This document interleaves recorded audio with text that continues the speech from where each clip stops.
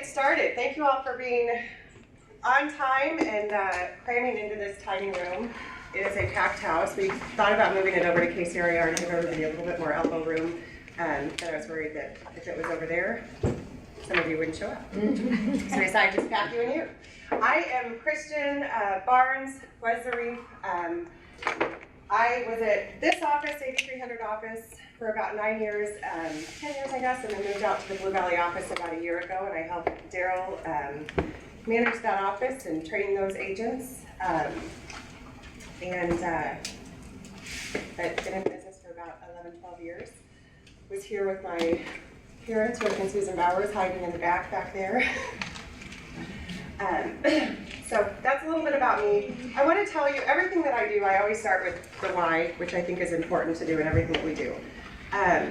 This business planning that we are going to go through is a iteration of a lot of business plans that I have sat through and walked away not feeling like I was getting enough. Every business plan that I've sat through, I walked away with a piece of paper that had a big goal on it, maybe had a couple of action items on it, but I had no plan. I had no way of getting there. And I sat through a couple of business planning sessions just in the last month or so and walked away with the same thing and thought there's got to be a better way to do this. So I took what I thought was kind of the best from the business planning sessions that I've been to and put it together in a very comprehensive business plan. My goal is that when we're done with this process, and the process will not be complete today, it'll be far from complete, but when we're done next week and the following couple days after, as you pull everything together, you are walking away with not just a business plan, but a strategic roadmap to get you to your goals in 2019. Now, with that being said, you're going to have to do some heavy lifting. This is not fluff. This is not sit back and I'm going to tell you how to do things. You are going to have to do some work. And you're going to have to pull some things together. I've got a workbook in front of you now. Don't look through it because you're going to get overwhelmed. I sent out a pretty extensive spreadsheet this morning. Do not try to print that thing. You'll go nuts. It does not print well unless you know how to print on a tabloid and you want to carry around a big newspaper. That spreadsheet is designed to be worked on digitally on your computer. That is the one piece that I pulled out of the greenhouse. I went through their business planning sessions just a couple weeks ago, and it's the one thing that I thought was really awesome about their business planning sessions. So we're going to go through that in detail. You're going to have homework. I've renamed the homework to action items because everybody in our office is like, I have to do homework. And you're lucky. I gave them a day to do it all. You all get a week. So you have plenty of time to pull this together. I know there are going to be parts of this that are overwhelming. There are going to be parts of it that you're not going to want to do, but there is a reason that we're doing all of this. There is a reason, and you'll understand it a little bit more next week when we pull it all together, why I'm having you do all these different pieces.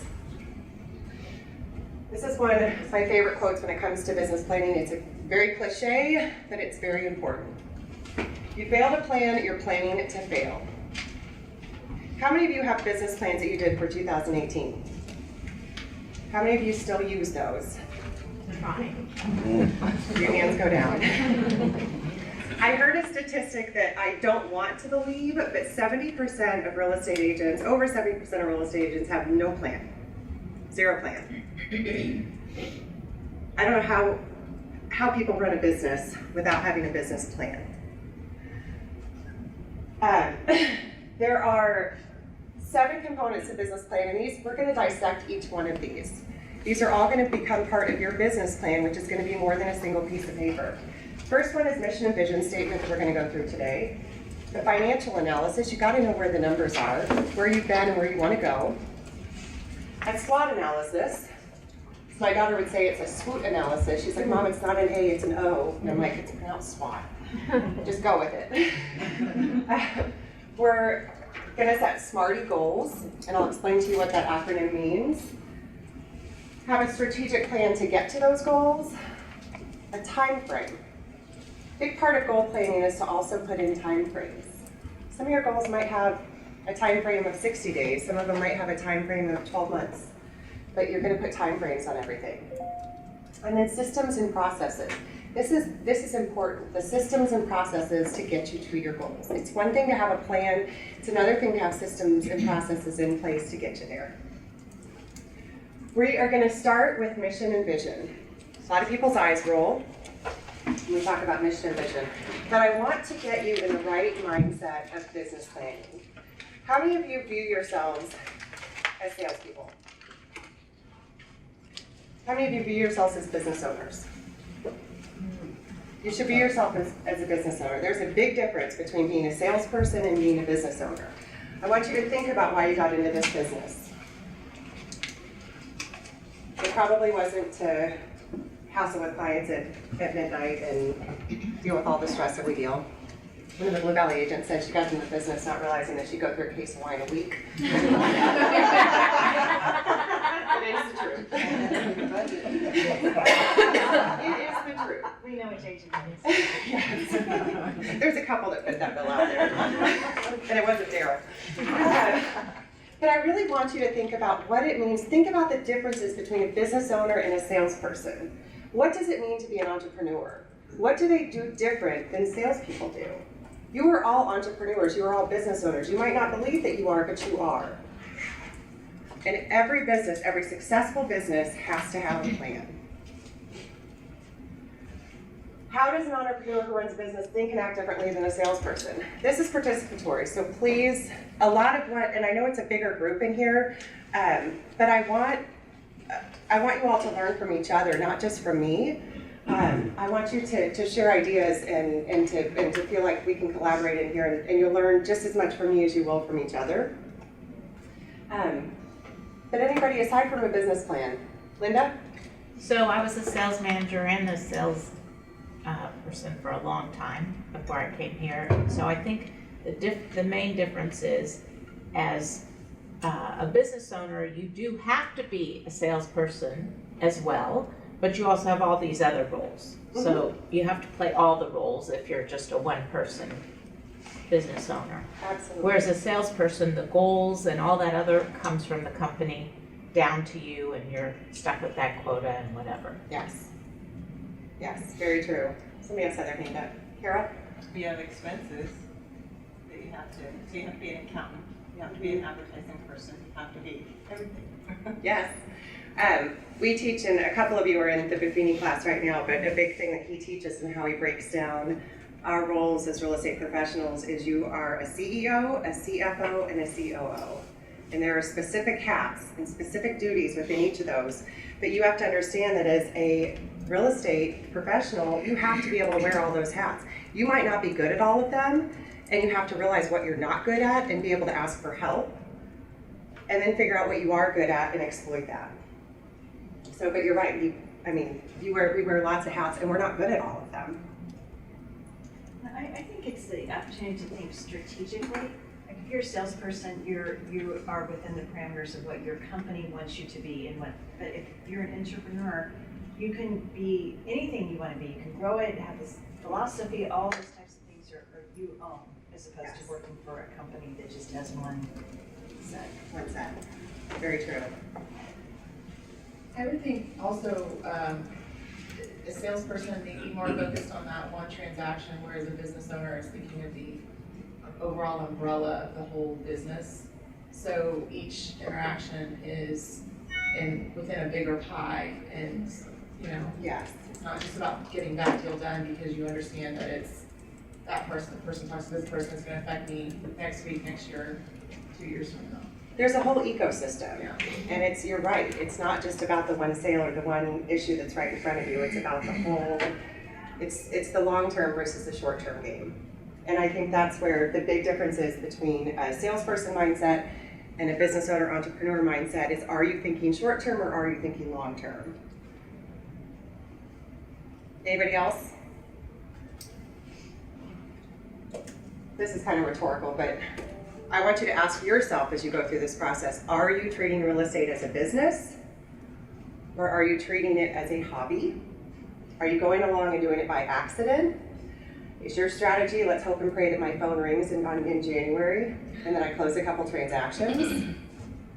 Let's hope I'm able to pay my bills next year.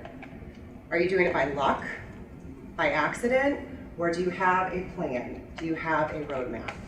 And I want you to go through this process thinking about the difference and thinking about how you've treated your business in the past and how you can maybe change your mindset to operate more as a business owner and more as a strategist going forward.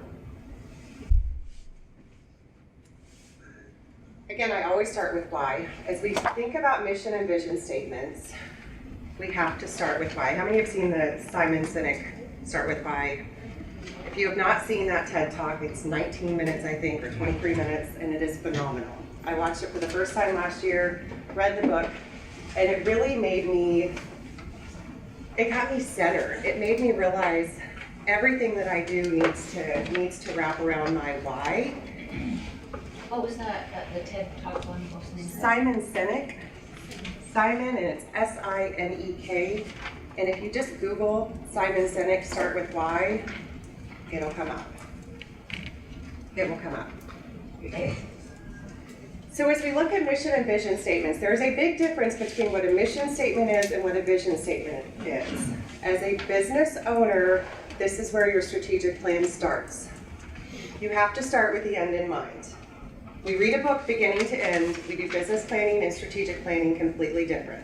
It's opposite. We start with the end. We start with what is our big 50,000 foot view of what we do on a day-to-day basis. So this is they call this the golden circle. This is what Simon Sinek draws out in his Start With Why TED Talk. At the core of everything is your why. Then it's the how, and then it's the how and the what is easy. That's easy for us to define as real estate professionals. What do we do every day? How do we do it? The hard thing to define is the why. The what's the no-brainer. Everybody should know what they do. If you don't, you might reevaluate. How they do it, some people know how they do it. Others don't, they really have to think about it a little bit more. I like to think of your how is what sets you apart from others. What sets you apart from your peers? What do you do different that other people are doing? Or what do you do better than what other people are doing? And try to think about that when you think about what your how is. And then the why. This is where the rubber meets the road. Very few people and very few companies can articulate their why in a very concise way. Typically, the why is short and sweet, and it's not about money. The money is the result. You might have gotten in the business saying, I want an unlimited income, but there was a reason you wanted that. You wanted that so you could live a full life. You wanted it so you could travel. You wanted it so you could take 6 months off if you wanted to. The why is more than money. The why is what motivates you to get out of bed every day. What motivates you to come into the office? What motivates you to keep plugging through 80 showings on one client that can't make a decision? That's the why. So as we look at mission and vision statements, the vision comes from your why. That should be your vision statement. The mission statement comes from your how and what. It's what you do and it's how you do it. And what value do you bring? What do you do different? To give you a little bit of clarity on these and the difference between these, because your first action item is going to be to create vision and mission statements. Whether you are on a team or as an individual, you are going to create a mission and vision statement. It sounds corny. A lot of people roll their eyes when we do this, but it will really help you get in the mindset and focus on why you do what you do and how you're going to do it. What experience do you want people to have with you in this business? I'm going to read you a couple mission statements from different companies, and hopefully this will help get your kind of creative juices flowing. The mission statement shouldn't be, some companies you look at and they're long paragraphs. I'd like you to try to keep it to a sentence or two. Take out any fluff words, any words you don't mean. Get it very concise so you can articulate it and remember it. Google's mission statement: to organize the world's information and make it universally accessible and useful. Short and sweet. In comparison, their vision statement: to provide access to the world's information in one click. That's their why. Starbucks mission statement, to inspire and nurture the human spirit, one person, one cup, and one neighborhood at a time. It's their what and how. Their vision is a little bit longer. It's to establish Starbucks as a premier purveyor of the finest coffee in the world while maintaining our uncompromising principles while we grow. A couple of real estate companies, and I don't have the companies, but a couple of their mission statements that I found. And these are companies, not individuals. One of them is to be the best full-service real estate company in the Triangle, which is their geographic area, and to enhance our quality of life through active community involvement. Their mission statement is not to sell more homes. It's bigger than that. Here's another one that's a little bit longer. To make the buying and selling of real estate as cost-effective as possible while maintaining the highest level of service. To provide accurate, up-to-date information, skilled analysis, and sound real estate advice. To continually explore new ideas and technology to make the selling and buying of real estate faster, less costly, and easier. That's it from a real estate tech company. This is another one from a company, Metro Brokers in Atlanta. Metro Brokers is committed to providing the finest full-service real estate brokerage by employing the most professional, well-trained, and ethical real estate practitioners in the nation. It's their mission statement. Their vision statement, which is also considered their slogan, is service you deserve, people you trust. How many of you have taglines? Your tagline is often going to be your vision statement, or part of your vision and mission. It's what you want to reflect to the outside world about what you do, how you do it, and why you do it. So your first action item, and this is in your book. Everybody should have. Did anybody not get a book? Not get a binder? Sorry. Yeah, here's an extra copy. It's not bound. I got tired of fighting with the binding machine. Tell you how much fun that was. So first action item is to create your mission and vision statements and be prepared to share. I'd love for you when you come back next Thursday for a couple people to share what they came up with. You can hit the easy button on this if you want to. Google real estate vision statements. Look and see what other people have written, and hopefully it will help you. But the vision, the why, should be yours. That comes from your gut, why you do what you do, and it better not be money. That's the result. That's the benefit of why you do what you do.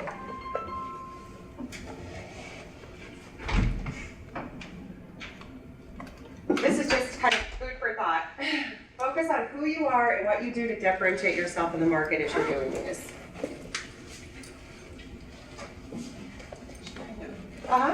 Maybe it's a silly question. So when you're on a team, or you have a team, should this be an individual or a team? Or I think it should be both. Okay. I think it should be both. I think individually you need to have your vision statement for yourself. If you've gone through Ninja and done vision boards, very similar concept here. But I think personally you've got to have your vision, because what your vision is, the why, your why and your teammates' why might be a little bit different. But how you get there is where you find the commonality.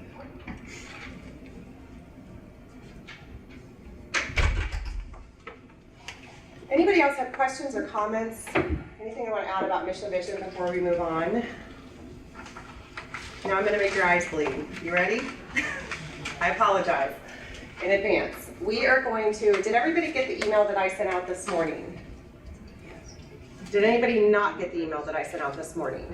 It should be in your email book. Okay. If you did not get it, shoot me an email after class.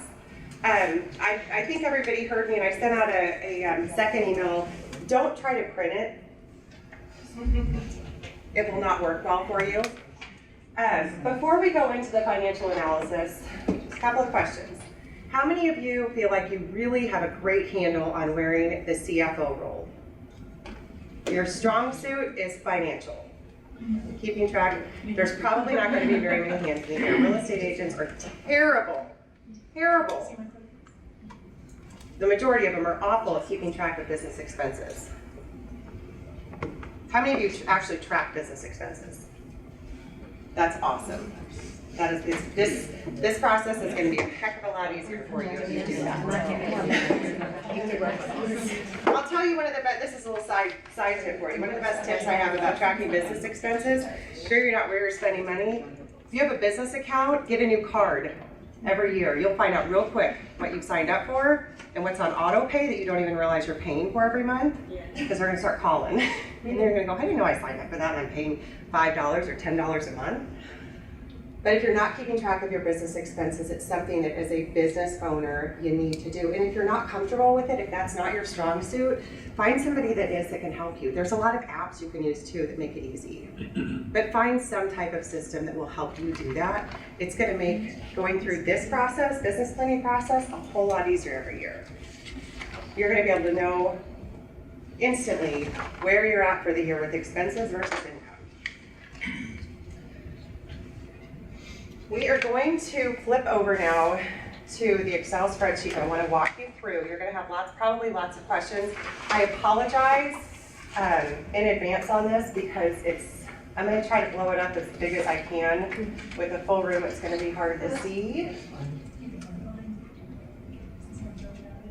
Can everybody see this okay?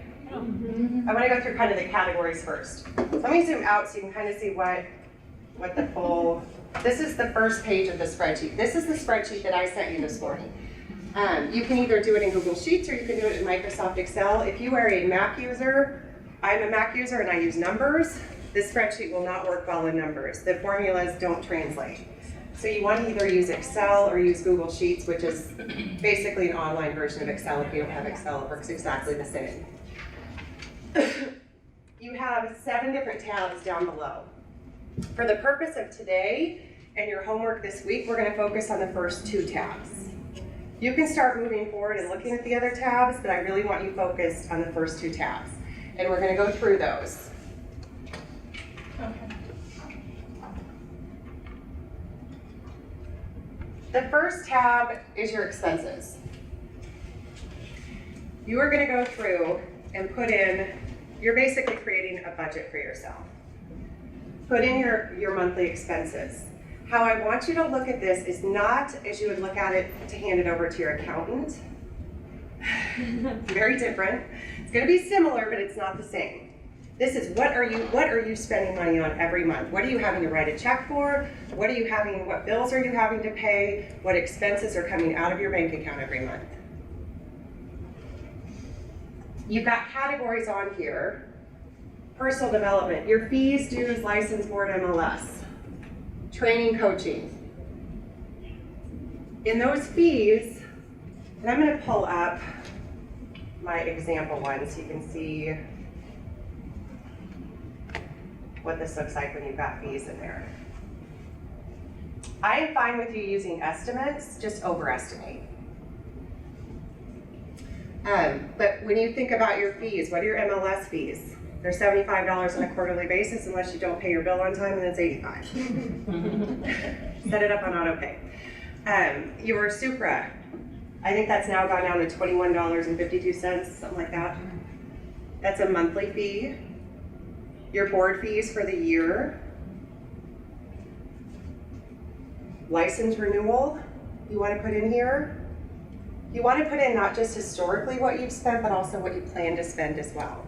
So if you know you have license renewal coming up next year, you probably want to budget for that. Probably want to plan for that. Training and coaching.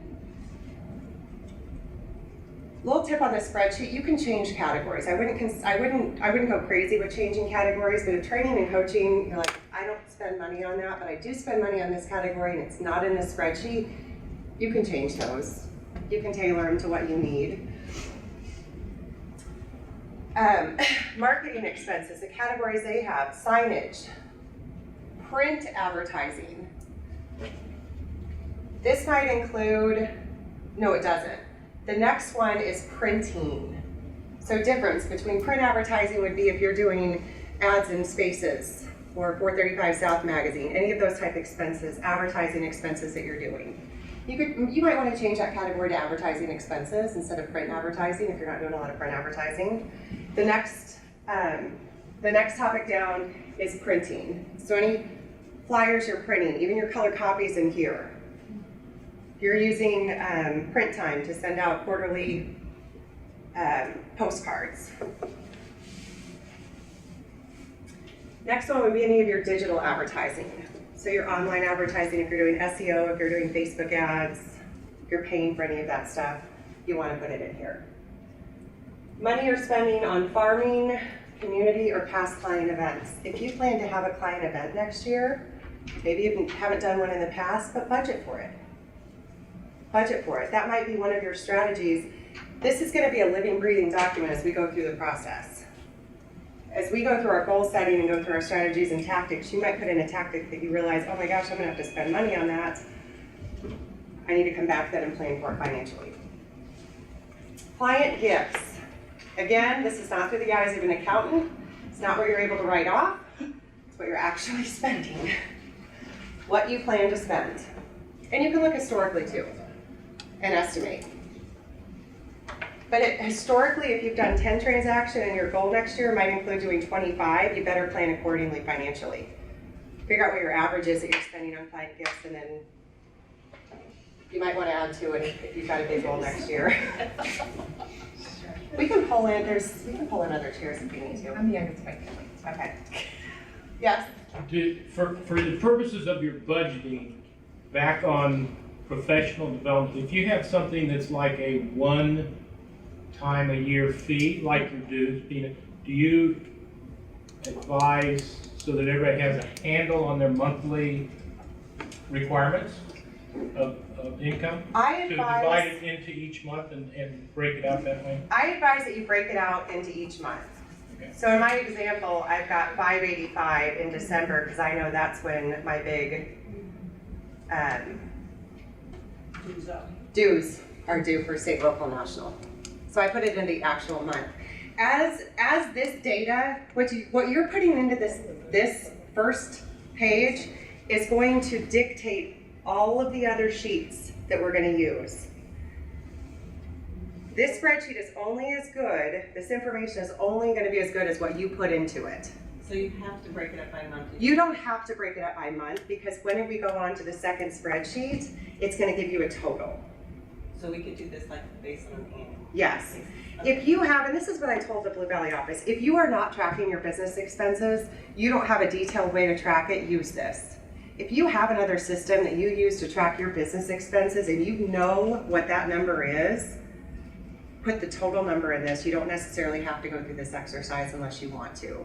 But if you have a good system already that you're using to track expenses, I'm okay if you just put in a general big number. If you don't have time to go through this, at least figure out what your big number is.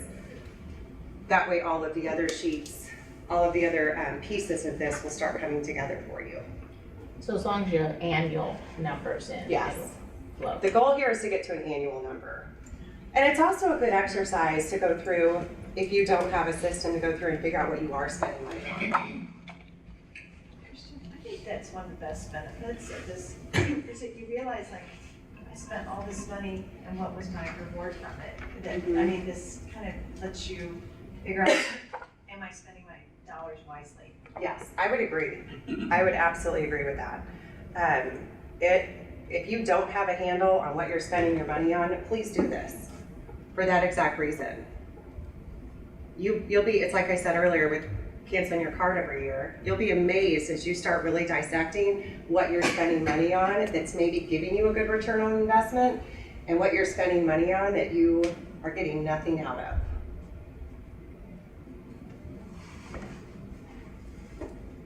Technology.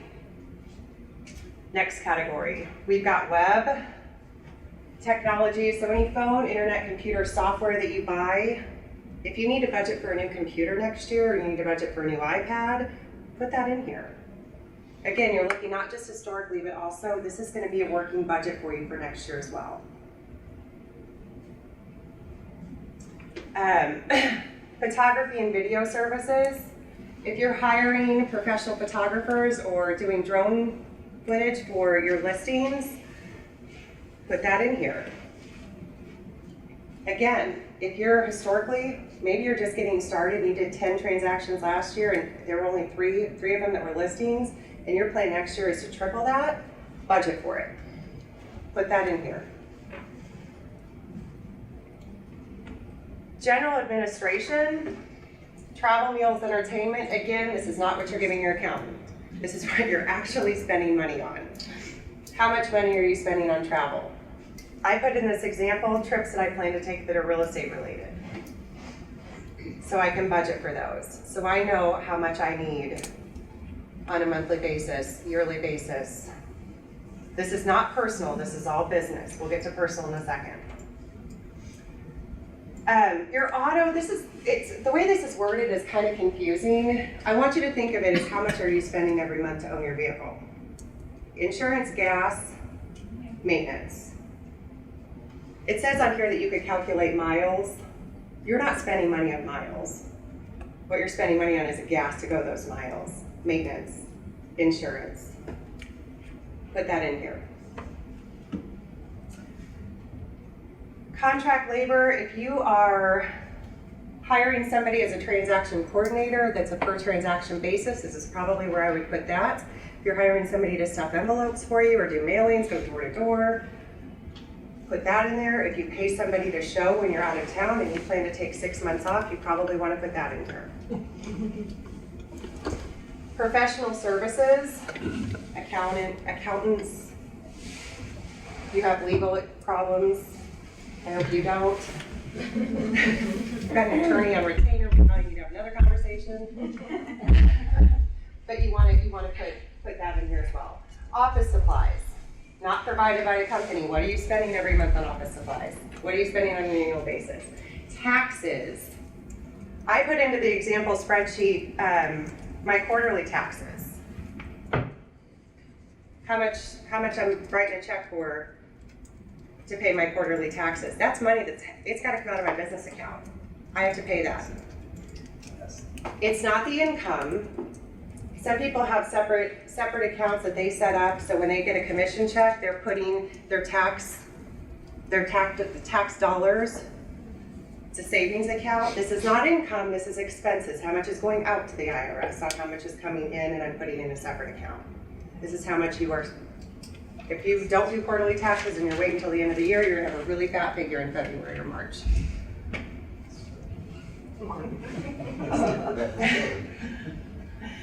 I added down here, so this spreadsheet, little tip to it, anything that's in blue, you can edit.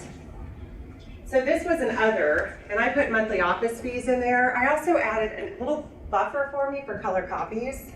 Instead of trying to put it up in my printing expenses, I put it in my monthly office fees because I know about how much I spend a month on color copies and did an estimate there. Other expenses. Your salary. How many of you give yourself a salary? A couple are set up that way. Team bonuses, non-commissions. This is if you were on a team. You were paying bonuses above and beyond commissions or paying them above and beyond commissions. It will not apply to everybody. Anybody have questions before we move on to personal about how to handle the business expenses? Or any tips, Did you share this with the sample? The sample? Yeah. I did not share, but I can. I can send an example out. So like staging, where would you put that up on your? It depends on how much I do. Contract labor. Yeah, Okay. contract labor is where I'd put that. If I'm doing staging a lot, I might change one of the other categories to my staging expenses. And you said we can change the black and the blue. Just the blue. You can change, you might be able to change the black. I know the blue for sure you can have it. Nope, you can change that. Okay, good. So yeah, if you want to fine tune some of those, or what I would not suggest doing is deleting rows, because that could screw up the formulas. Just change the wording. Don't delete rows. Nancy? So when you fill this out, and you're putting estimates in there, then do you go back in and then put actual? I would. I think Is that's that a how great. you should? Repeat the question. Oh, she was asking, sorry, we're videotaping, so they Oh, okay. want me to restate. She was saying, do you put in estimates and then at some point go back and put in actuals? I would. I would use this as a living, breathing document throughout the year. Or say one as your, As your plan and one as your actual. And like I said earlier, this is one of your first steps in the business planning process, is to figure out, do the financial analysis. As you start doing your goals and we start really breaking down your roadmap, you might realize, I need a system that I don't have and it's gonna cost me $20 a month. You're going back in here and putting that in. Mitch? For tax purposes, I think it's a good idea to keep track of your miles that you drive. Oh, absolutely. And there's a really good app out there called Mile IQ. I mean, Fantastic. it is, Pay for it.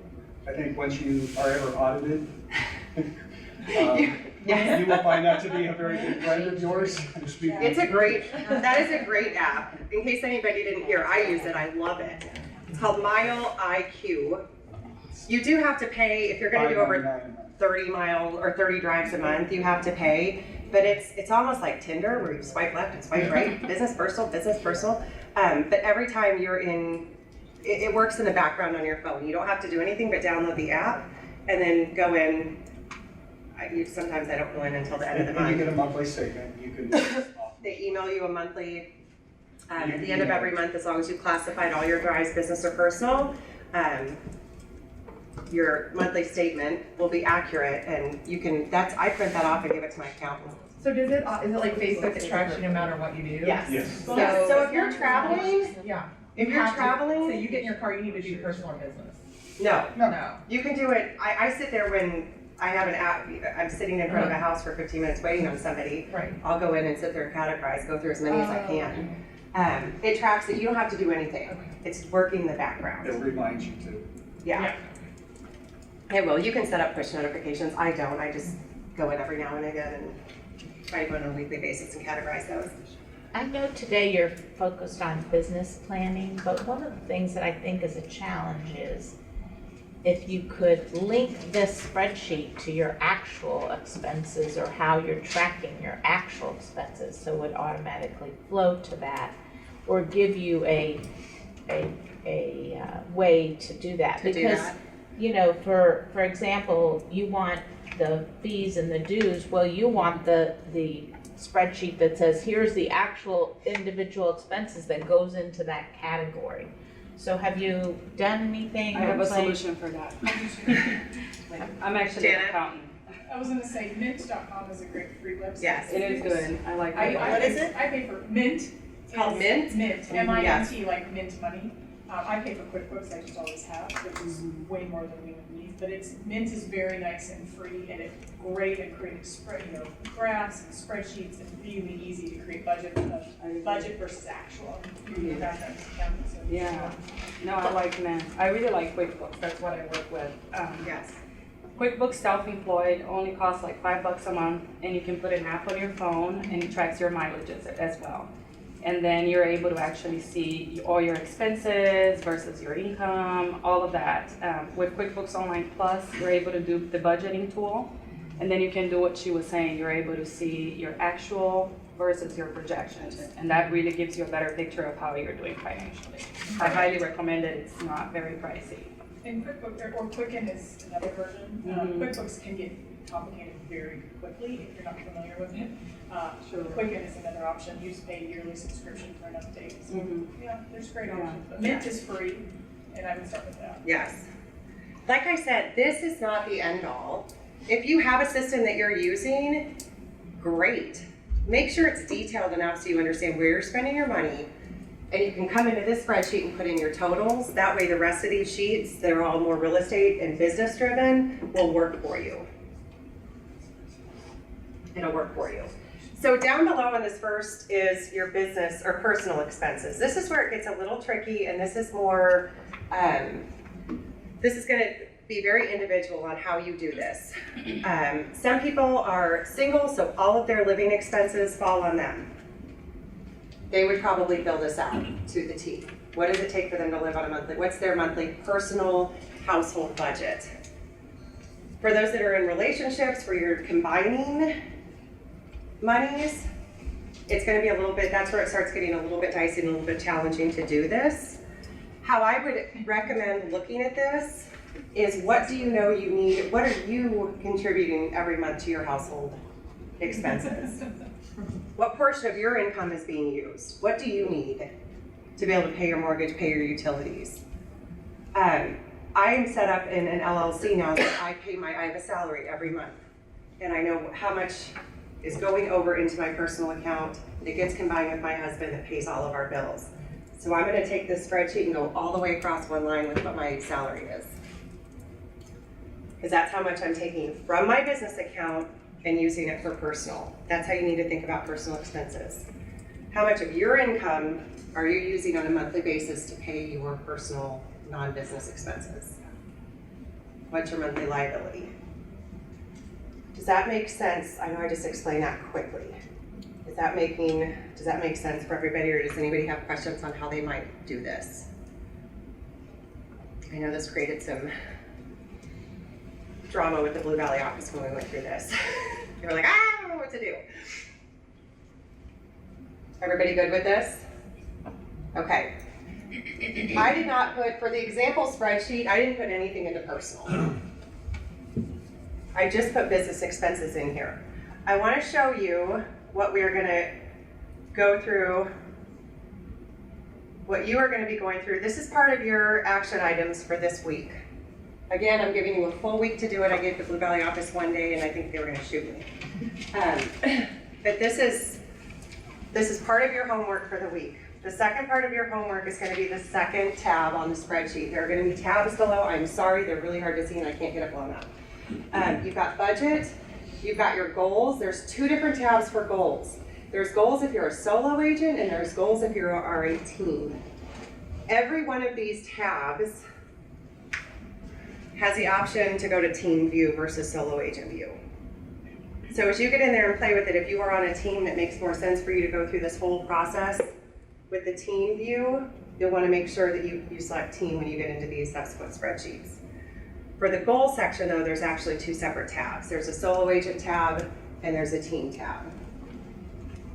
We are going to go into the solo agent tab and take a look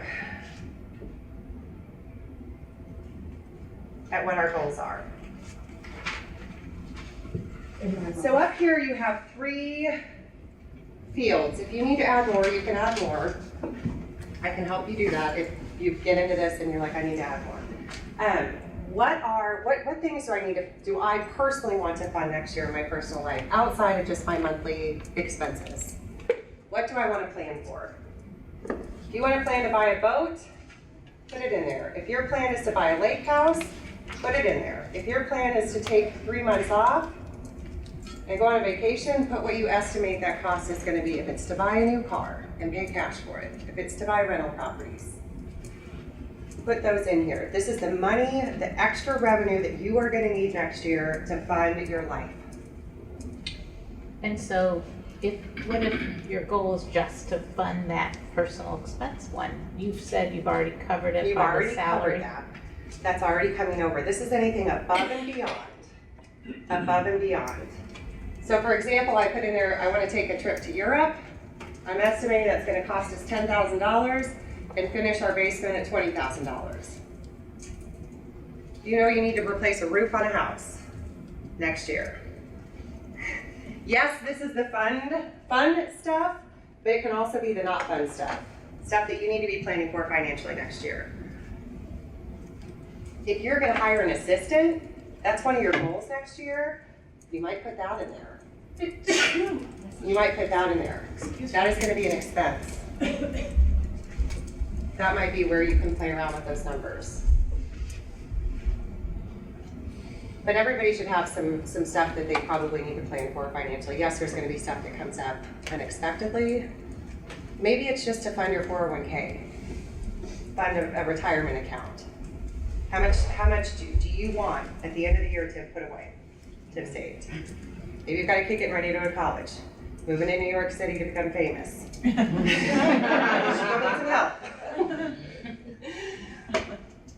Think about all those different things.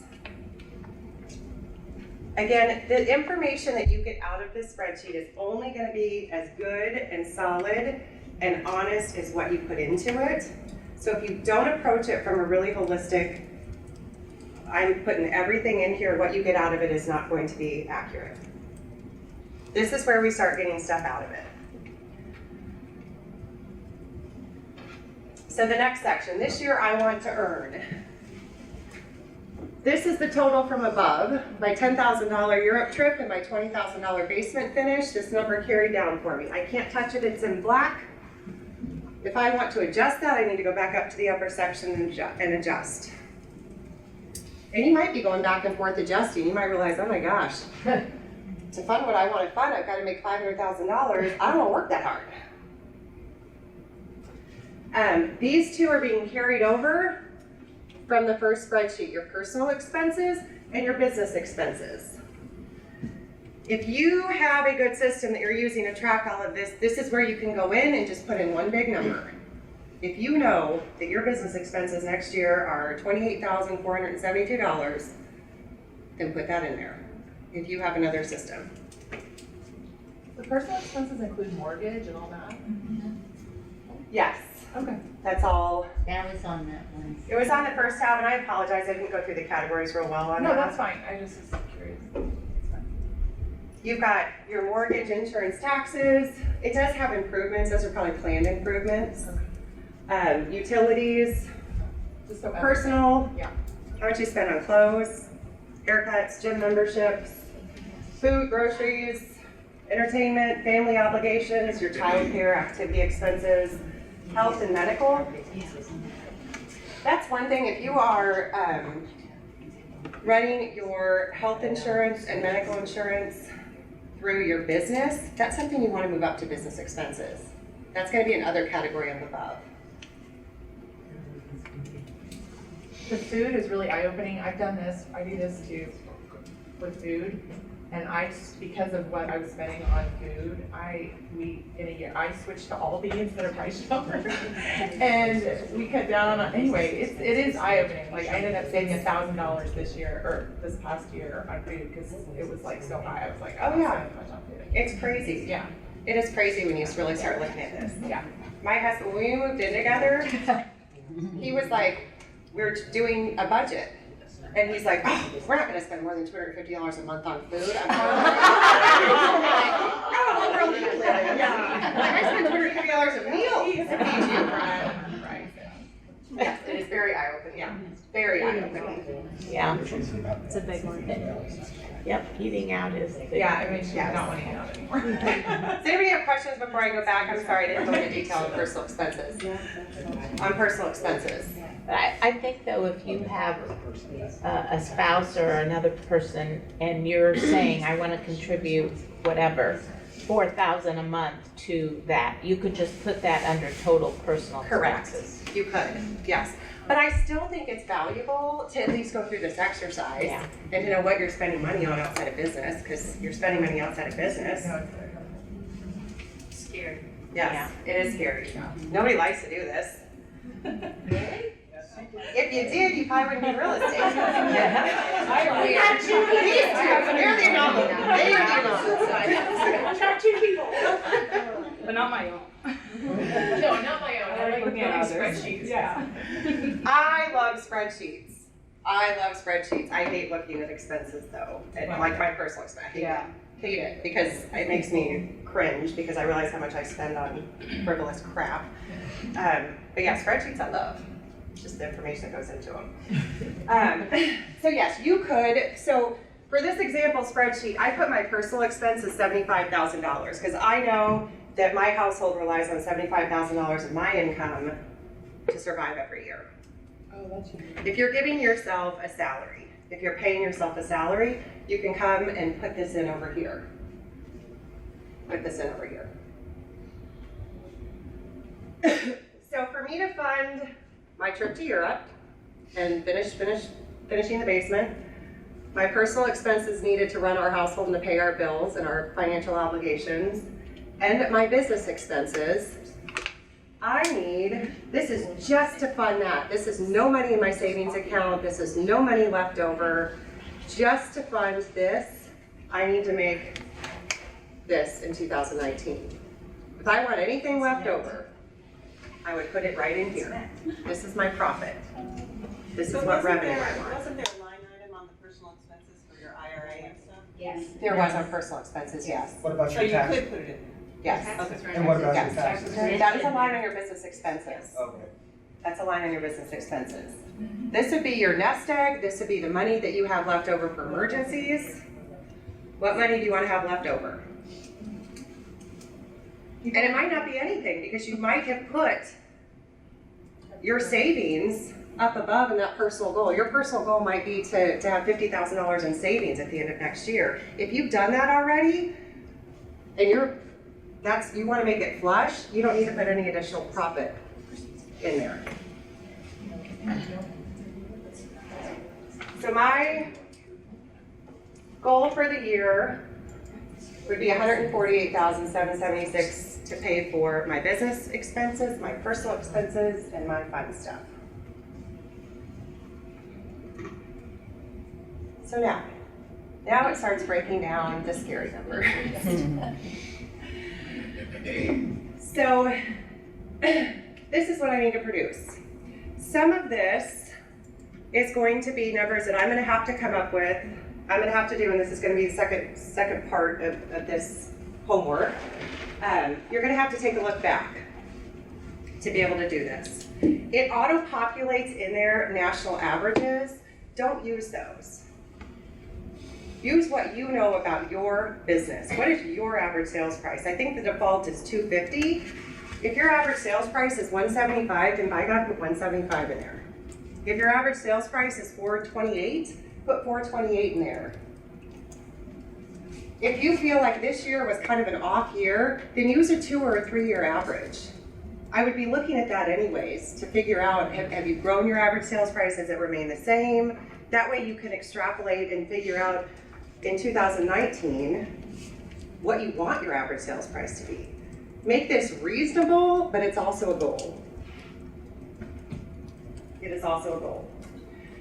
So my average commission percentage per side, I think the default in there is 2.5%, which Agree. change that. If you do a lot of relocation, if the meat of your business is relocation, you might change this. You're going to need to change this. What your average commission split percentage is. I know that it adjusts, for most people, it adjusts throughout the year.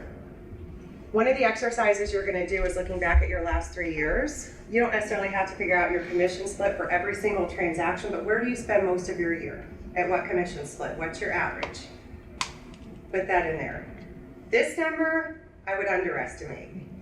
Anything above is going to be icing on the cake, right? If you spend most of your year at 70% and only 2 months bumped up, then put 70% in there. Make this as accurate as you can. So this is going to give me my average commission income per transaction. And based on my $148,000, my average sales price, my average commission, I need 22 transactions next year to hit that goal. Is that an exact number? No.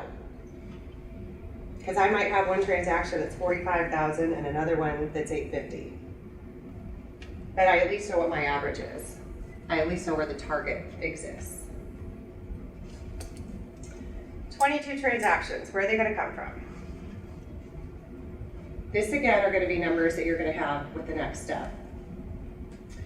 Now we're going to break down your listings and buyers.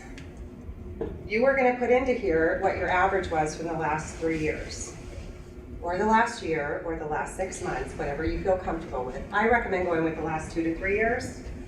I think that's a good, if you've been in the business for more than 5 years, I think using a 3-year average is good, unless you had some extenuating circumstance and it was a really off year.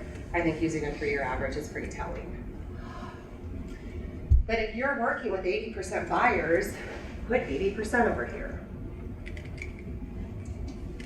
These are not pie in the sky. We want, again, the data you get out of this is as good as what you put in it, and you've got to be honest with what you're putting in here.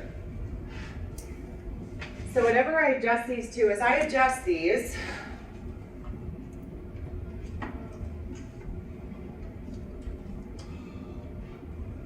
it's going to adjust the numbers down below for me. Next number down tells me the closings that I need. I need to close 7 listings and 16. That's what my ratio is based on the percentage I typically work with buyers and sellers. This is where a lot of people get lost. The pending to close ratio. Does anybody know what your office average is for pending to close ratio? If you don't, ask Rob, he knows what that number is. Use your office average if you don't know what your number is. Your pending to close is how many people do you get under contract that don't ever close? How many people do you get under contract and 2 months later they call you and say, oops, we're moving to Denver instead of Kansas City, cancel our contract. I'm never gonna sell them a house. That is business that disappeared, that went away. How many have had listings that went under contract, went through inspections, realized that it needed $150,000 of foundation work, sellers decided, well, we're just gonna stay here. We can't afford that.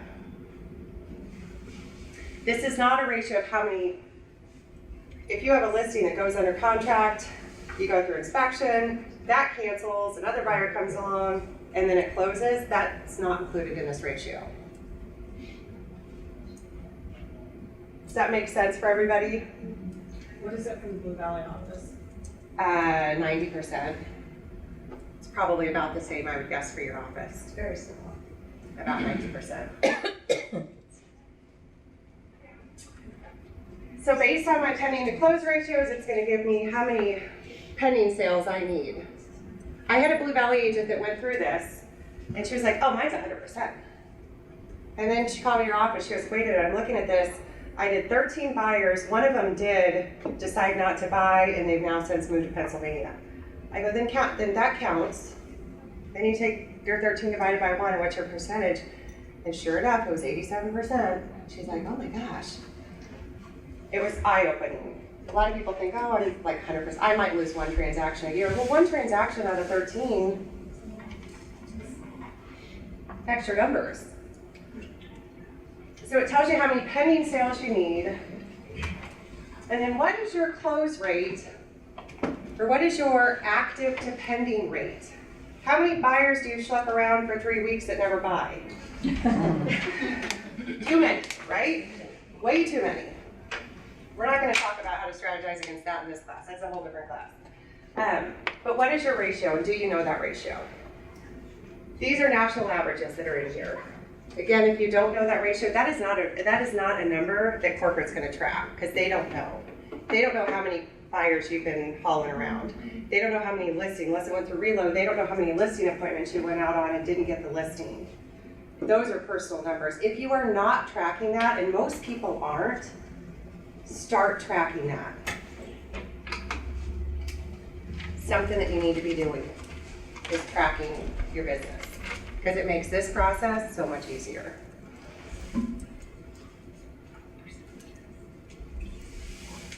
These are going to be how many active clients I need. So based on these percentages right now, if I need 7 listings to close, I need to have 8 pending at some point throughout the year, and I need to take 10 listings. Or I need to go on 10 listing appointments. Excuse me, I need to go on 12.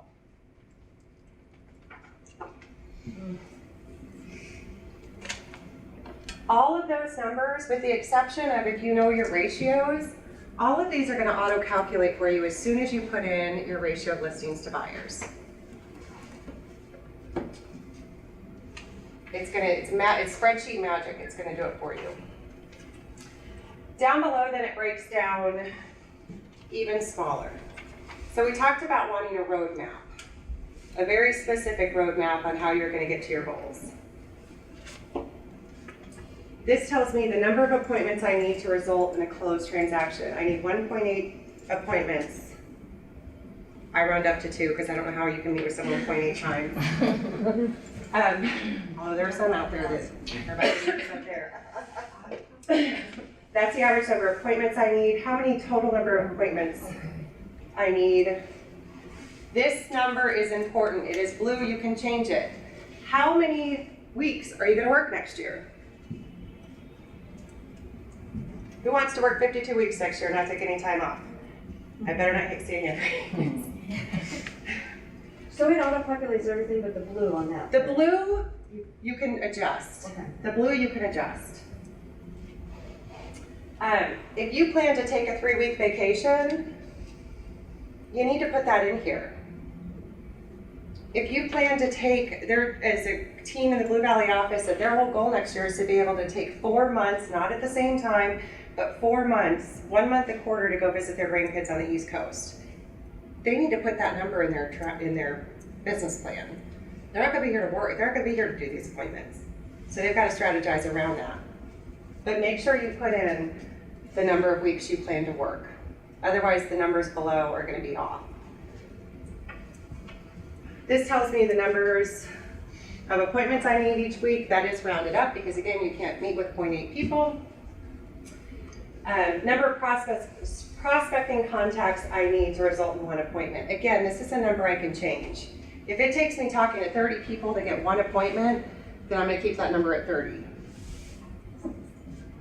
I'm gonna tell you in the next step how you can find this number or how you can extrapolate this number. Then it tells me how many contacts, how much prospecting I need to be doing each week. Number of days I plan to work. Yes. Is appointment a legitimate buyer or seller? Is that what that is defined as? I mean, obviously, it's not like appointments how we think of appointments to get. I would say it's not like taking a client to lunch. It's something that results in something that would result in a seller or buyer. Sale. Yes. Something that would result in an active buyer or an active listing. And it might be 6 months from now. It might not be next week that they plan to buy or sell, but within 2019. Does that make sense? Does anybody else have questions about that? But you still have to have those networking appointments in order to get the other appointments. Absolutely. These numbers, this spreadsheet is not the end all. This is not, oh, I have my number, now I can just chill. Phone's gonna ring. I'm gonna get my 6 appointments. There are other things that you're gonna work into your business plan that are gonna help you get here and give you a roadmap to get here, but also plan for all of the other stuff. Because you're not just doing prospecting, you're not just doing lead generation. That's one part of your business. It's an important part of your business, but it's not the only thing you're gonna be doing. That was the only thing we were doing, and this spreadsheet would be the entire class. So this tells me generally how many daily contacts I need to have. And that number is 6. To close 22 transactions and make $148,000 to fund my personal business expenses and my slush fund. Is that like new people each day or? That is new contacts. It might be contacts with your COI too. Might be those contacts.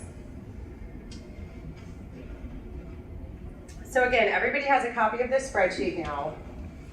Part of what I want you to complete before you come back next Thursday is the first 2 pages of this spreadsheet.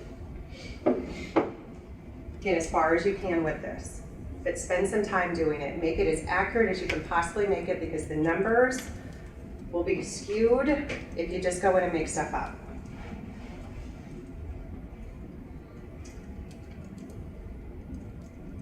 Anybody have questions about the spreadsheet? You said that there's a team version. There is, the next tab over is a team tab. It has a lot of the same information, but it does then have a box for team.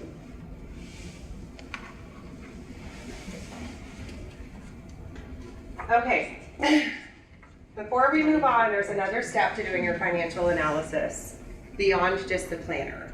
To be able to put some of these numbers in and be accurate, you have to know where you've been. And I talked about doing our 3-year transaction history.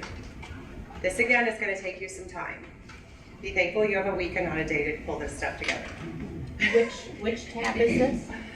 What's that? Is this a tab on the spreadsheet? This is not a tab on the spreadsheet. This is an add-in from me that I think is gonna help you with some of your data on the spreadsheet. This is in your workbook though. It's on page 5. Okay. There's a summary on, thank you. I don't know, it's page 93, a look back. Yes.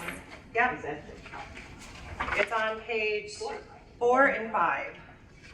If you've only been in the business 18 months, then do 18 months. If you can look back on a 3-year history, then look back on a 3-year history. I don't just want you to look at your total gross volume.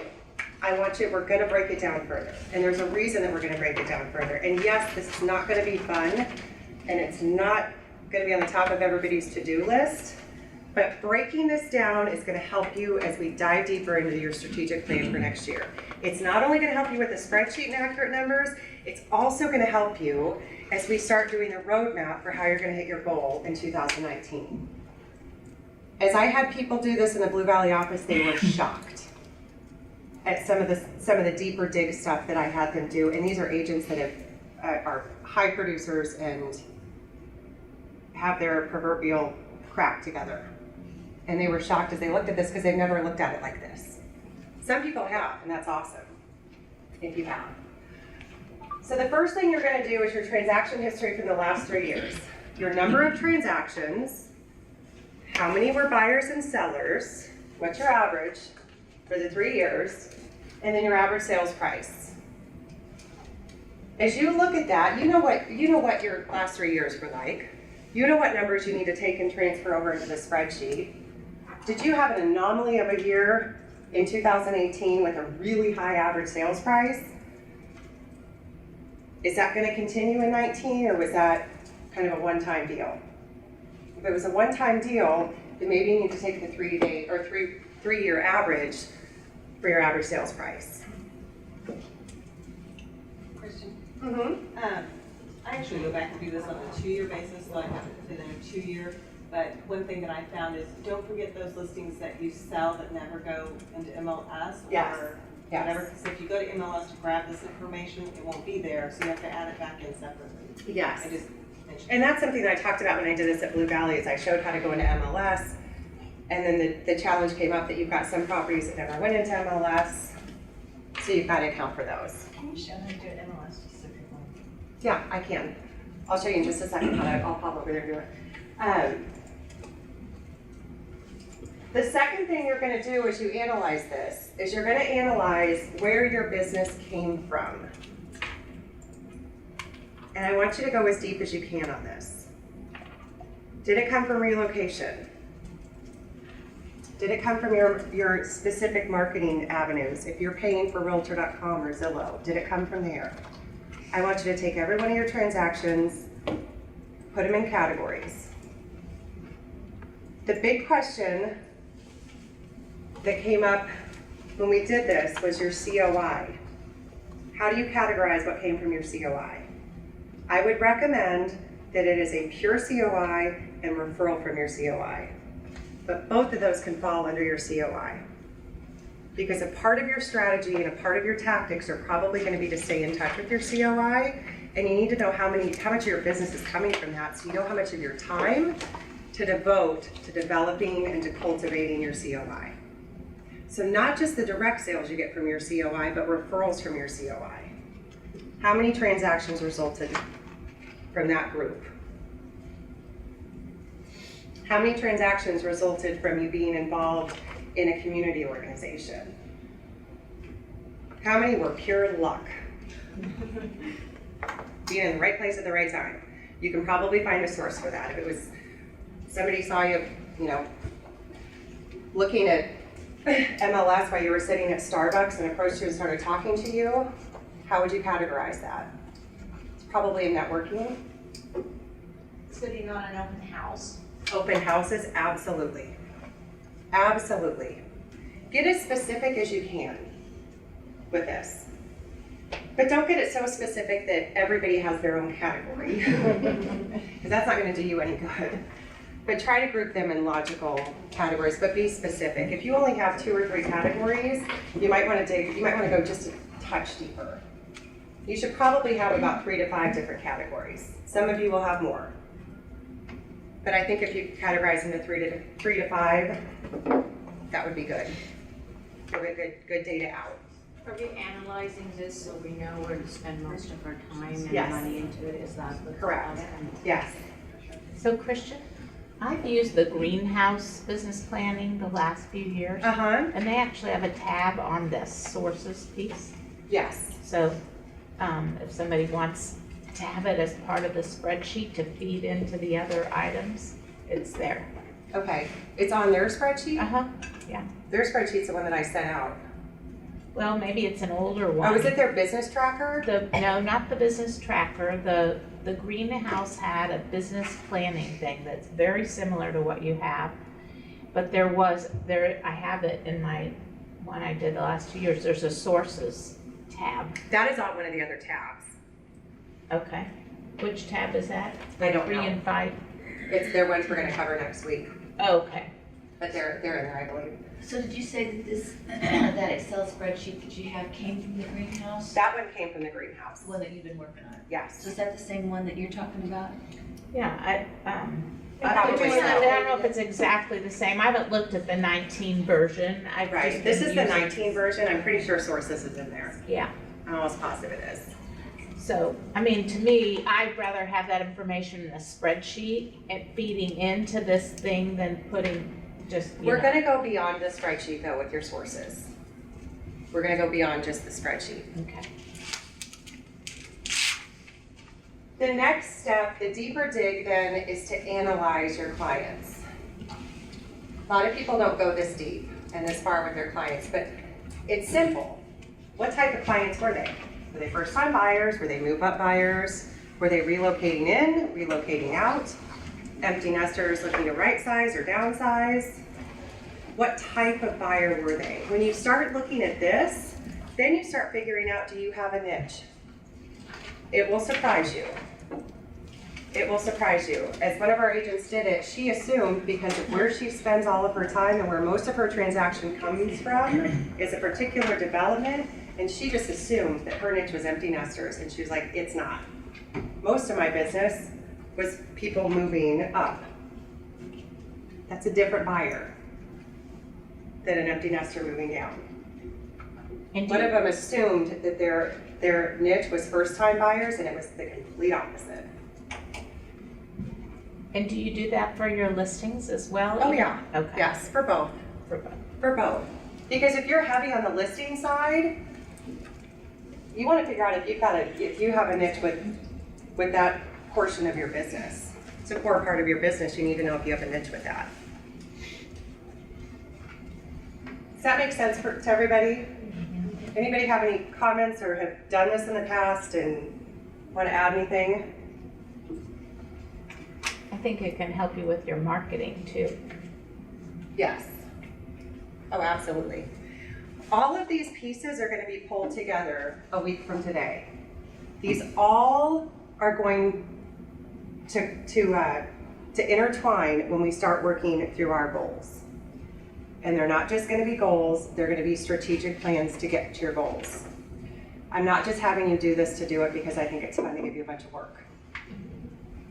I'm having you do this because it's all going to come together to have more than just a sheet of paper with a big goal on it. How are you going to get there? What do you need to be doing on a daily basis? Where do you need to be spending your money? Where do you need to invest your time? All of that will start coming together as all these pieces come together.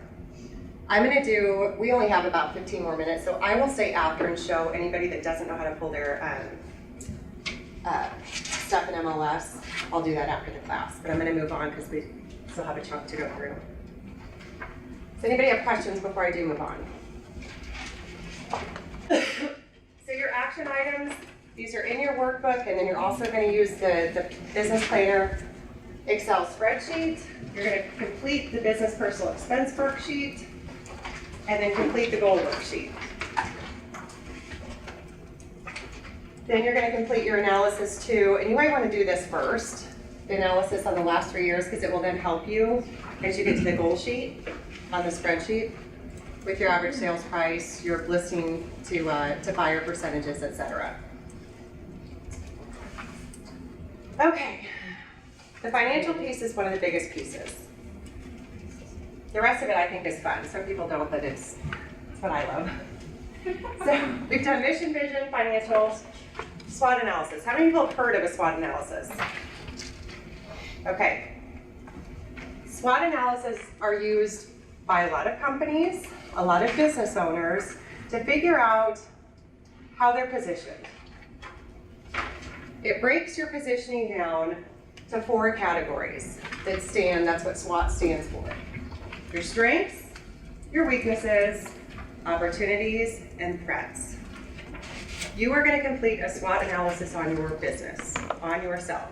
This is not a SWOT analysis on the College Boulevard office. This is not a SWOT analysis on BHG. This is a SWOT analysis on yourself. This is like gut check time. This is when the information that you put in and what you write down are going to be valuable as you start planning how you're going to reach your goals. Your first step is going to be strengths. I think this is an easy one. A lot of people struggle. A lot of people think the easiest one is weaknesses because it's really easy to pick yourself apart and be self-critical. Some people have a hard time figuring out what their strengths are. A couple things that I want you to think about as you do this, and this is in your workbook. And I think I left spaces for like 10. You might not have 10. I doubt that you'll have 10 in each of these categories. If you do, you get like the 5-star student award. But I left enough space so you can make notes as well and cross things off as you start going through this. And you might have some stuff that overlap there in 2 categories. But some things to think about as you're working on your strengths. What have you done this year, or even in the past years, that have made you more successful? That's had a positive impact on your business? What are those things that you've done? That's a strength. That is a strength. Do not put down that I bake good cookies. That might be a strength for your household and your waistline, but it is not a business strength. You're thinking business owner here. What are your strengths in business? What can you be doing on a daily basis, on a monthly basis, to sharpen those strengths? This isn't necessarily something, these probably go in the side in notes, but I want you to be thinking about these as you write down your strengths, because we're going to use those when we start doing our strategic plan and we start putting down our tactics. Those are going to be used. Because whatever you're doing to be more productive and increase your bottom line, you probably need to be doing more of that. And you probably need to continue to sharpen those skills and make sure that those skills are staying sharp. And then what systems and tools are you using that play into those strengths? What is helping you exploit those strengths?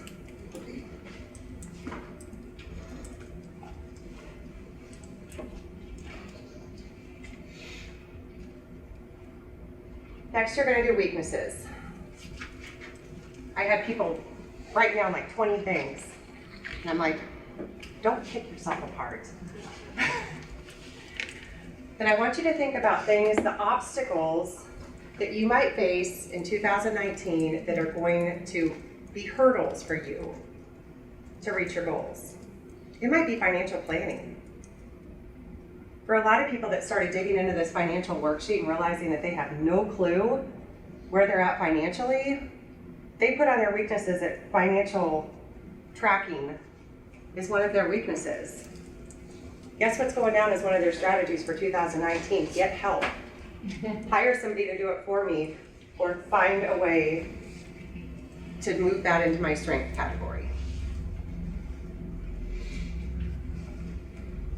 The other thing that you want to think about, and I just mentioned this, is with your weaknesses, are there ways and things you can do to turn them into strengths, or maybe you don't want to turn them into strengths. Maybe you want to figure out a way that you can strategize around the weakness.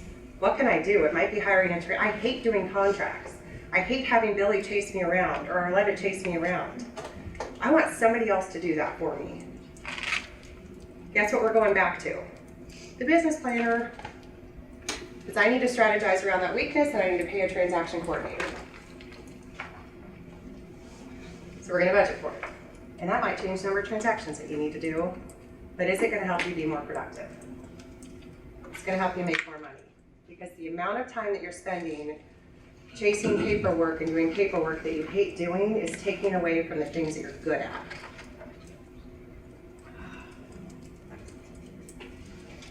What systems and tools are you not using that you need to use to help prop your weaknesses up? If your weakness is not staying in touch with your COI and you have no CRM, ding, ding, ding. There's your answer. Now, getting a CRM and using it is two completely different things. But that's gonna be one of your strategies and one of your tactics probably for next year. If you realize from doing your 3-year transaction history that most of your business is really coming from your COI, and you're really crappy at staying in touch with them, what's the line you're drawing? You need to figure out a way to do it. Anybody have any thoughts on strengths, weaknesses before we move on to opportunities and threats, which are much harder? How many of you are excited to do this? There's like one hand. That'd be me, yes. I love doing this stuff. I love doing strategy stuff. But I'm trying to give you some thoughts and saying some stuff to get you to think about how this is not just an exercise of self-analysis. This is an exercise of, at your core, what do you need to improve, what do you need to work on, and what do you need to spend more time doing to increase your business or to get you to your goal. These will be used. They'll be used as you start doing goal planning. They'll be used as we start breaking down how you reach that goal. It is not just an exercise of futility and a way for me to say you really need to get counseling. It is. These are all pieces of the puzzle. Yeah. That might be the end result. I can't take credit for that. Okay, opportunities. What opportunities do you see that you're not taking advantage of that you could be? Give you an example. When you do your transaction history, you might realize that you have a niche and didn't even know it. That's an opportunity, right? It's not a strength because you didn't know you had it. It's not a weakness because you're making money off of it. It's an opportunity. It is something that you are not currently capitalizing on that you could be capitalizing on. Something that is not helping your production, but it could be helping your production. I want you to think about somebody that you admire, that you view as a leader, as a top producer. What are they doing that you aren't?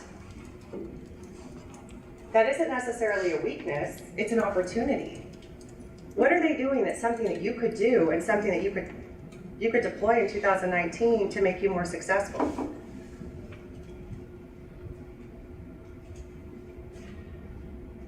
I already said that. That's same thing. And then I said this as well. Do you have a niche and do you have a plan to exploit it?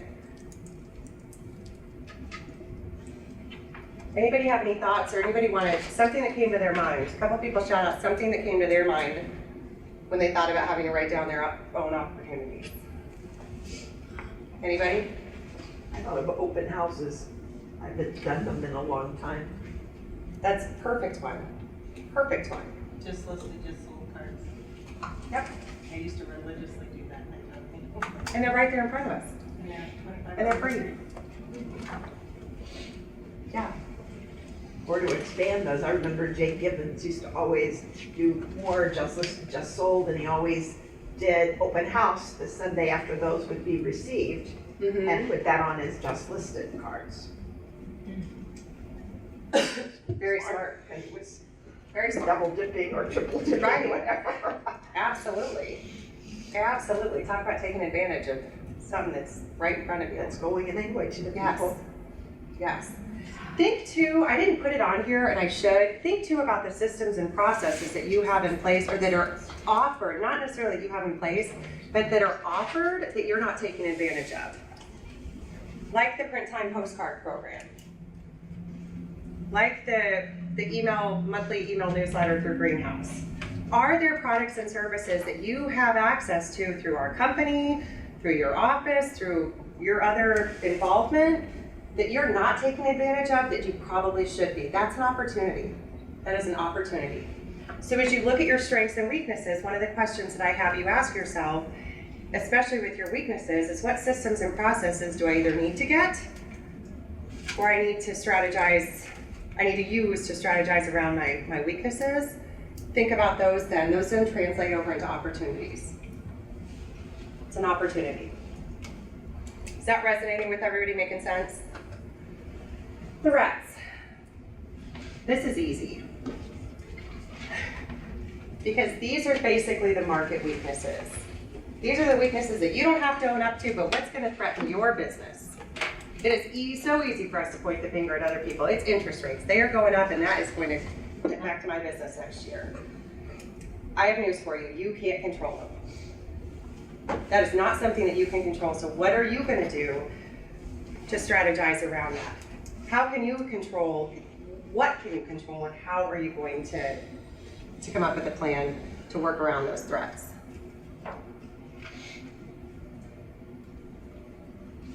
How are you going to handle the threats that you can't control? What are you going to do about rising interest rates? What do you need to be doing about that? What do you need to be doing about sellers not selling in 4 hours with multiple offers? Probably going back to basics like doing open houses, door knocking. You can actually do just listed cards because it doesn't sell before they go out. There are ways to turn that threat into opportunities and to capitalize on those. But I think it's important to know what those threats to you personally are. Because if you don't know they're coming and you don't have a strategy around them, that is what is going to freeze you. That is what's going to keep you from hitting your goals and keep you on track. Yes, are there going to be surprises throughout the year? Absolutely. There are going to be things thrown at you. This plan, what you walk out of here with, yes, it's a strategic plan, but one of the pieces of it is flexibility. You wouldn't be in real estate if you didn't know the word flexibility. We're all masters at being flexible. This plan is going to have to be flexible too. You can't plan for everything. That'd be completely unrealistic. But you can at least take a look at what you think is coming, what you know is coming, and then come up with a strategy around that.